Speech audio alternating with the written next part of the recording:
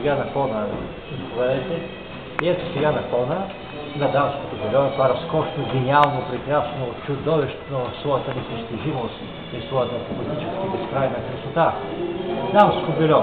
От първата половина на 20 век бих искал да изрецитирам една поема, началото на една поема за тайното мое доверие в жената, която поема от Валерий Петров беше единственият текст от моята студентска младост, който и към онази дата, и към ден днешен е сакраментален. Тоест, това е свят текст, той е сакрален. Аз се правя разлика между другото между сакрален и сакраментален, вероятно има някакви нюанси, които трябва да се отчитат.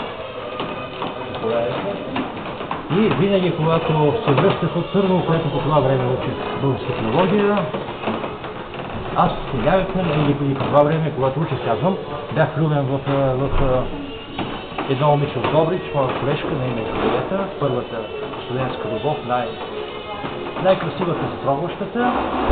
Да, ела само се размине. И когато се прибирах, аз от Търново да си почивам или някакви почивни, или някакви дни от ваканция, аз се лягах на леглото в кухнята с жълтите волана и прекрасните главички, разтварях тази поема и изпитвах някакви трогателни, покайни, романтични чувства, но все-таки истинската дума е трогателна, защото и любовта беше по-своему свята, да се докоснем с пръстното веднъж. И поемата е много чиста по сърце, тя е наистина самата човешка чиста сърдечност и чистота. И явно, че не е просто на душата на особени усилия, за да звучи тази поема именно сакраментално.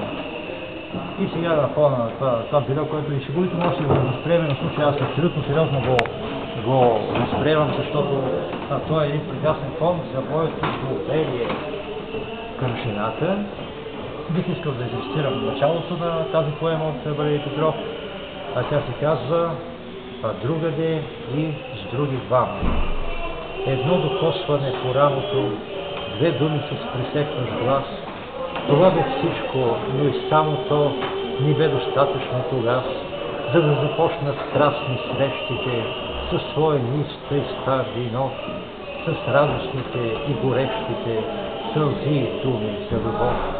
И чувствахме как отсъдени следят с добри и зли очи, и оправдани, и осъдени, вървяхме в сенки и лъчи, да бяхме кълна пръв откъснали тогава в онзи първи час, но то с чудесен земетръс, нали, не бихме чувствали тогас, и ето ни къвтим растения, посетил в безплодна степ, проклет да е благословения час, който срещнахме с теб.